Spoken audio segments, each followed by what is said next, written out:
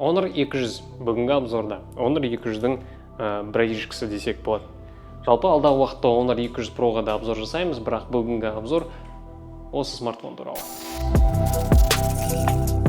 Бұл смартфонның өзінің қатарластары арасындағы негізгі айырмашылығы өндірушінің айтуы бойынша камерада. Бұл смартфон Париждегі бір фотостудиямен коллаборация болып саналады. Ол студияның аты Harcourt.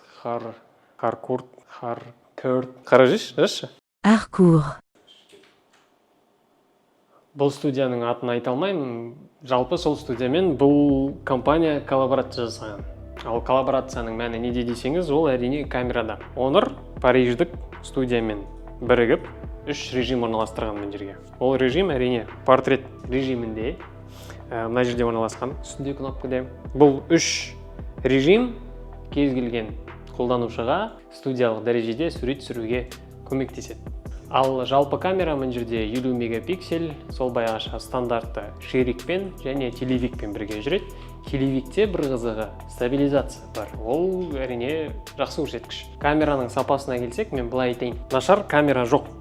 Негізі, нашар түсіретін фотограф бар.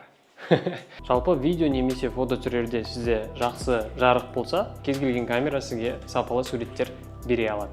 Негізінде Honor 200-дің 200 Pro мен айырмашылығы қандай? Ол сәл кішілеу, сәл жеңілдеу, 187 грамм, 12 граммға кішкене салмағы азырақтау, және де процессорлерінде айырмашылық бар.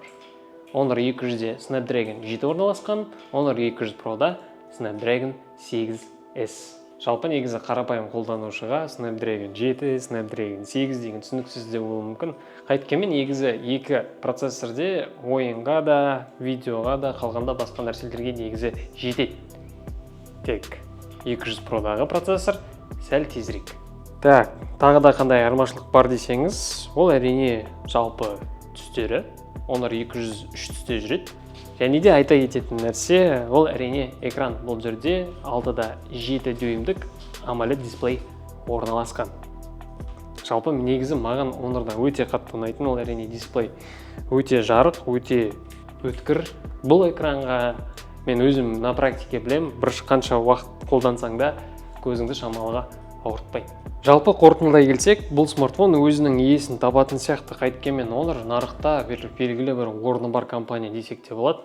Барыңыз, ұстап көріңіз, шығып көріңіз, ұнаса аласыз, ұнамаса басқа Honor қарайсыз.